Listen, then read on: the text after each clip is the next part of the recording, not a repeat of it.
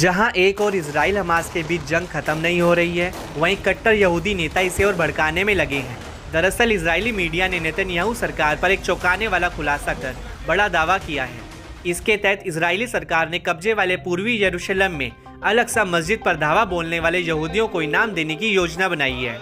ऐसा पहली बार है जब इजरायली सरकार की ओर से ऐसे कदम उठाए जाने की चर्चा है। दावा है कि इजरायली सरकार इलाके में अवैध रूप से बसे यहूदियों को इनाम के तौर पर पैसे बांटेगी।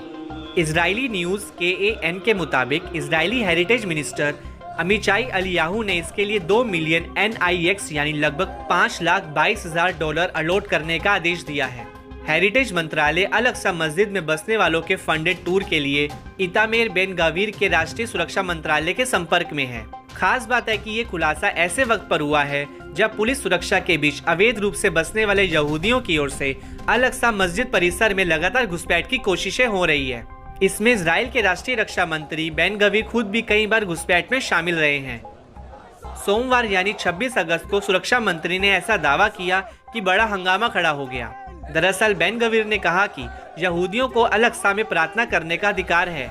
यहूदियों और मुसलमानों के लिए समान कानून है, वे ऐसा कर सकते हैं। वे यहाँ पर एक प्रार्थना स्थल को बनाएंगे। विवाद बढ़ता देख इजराइल के प्रधानमंत्री कार्यालय ने एक बयान जारी कर स्थिति को साफ किया, जिसमें कहा गया कि टेम्पल माउंट पर यथास्थिति में कोई बदलाव नहीं हुआ है। बता दें कि बीते दिनों भी इस पर विवाद छिड़ा था। अगस्त महीने में बेन गवीर ने हजारों यहूदी निवासियों के साथ मस्जिद के परिसर पर धावा बोल दिया था।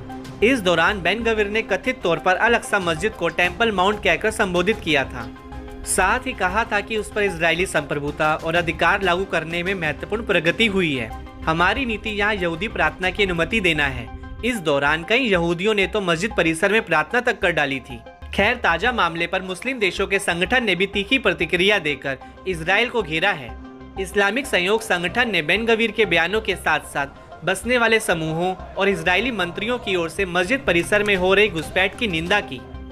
OIC ने कहा कि वह इन कार्यों को इजराइल की ओर से पवित्र स्थानों की पवित्रता और पूजा की स्वतंत्रता का लगातार उल्लंघन मानता है। साथ ही ये जिनेवा कन्वेंशन और अंतर्राष्ट्रीय कानूनों की भी अवहेलना है। इजराइल के पास अल-कुद्स शहर को यहूदी घोषित करने के लिए उठाए फैसलों का कानूनी आधार नहीं है। वहीं अंतर्राष्ट्रीय कानून और अंतर्राष्ट्रीय वैधता के प्रस्तावों के तहत इसे शून्य मानता है। मालूम हो कि अल-अक्सा मस्जिद में साल 1967 से ही यथास्थिति बरकरार है। दरअसल इजराइल और जॉर्डन के बीच एक समझौता हुआ था। इसके तहत पवित्र परिसर में गैर मुस्लिम पूजा पर पूरी तरह से रोक का प्रावधान है।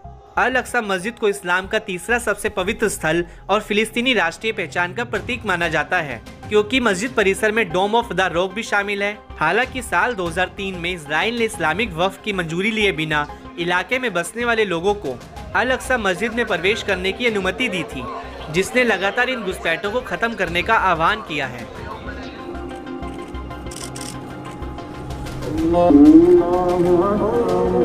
Allah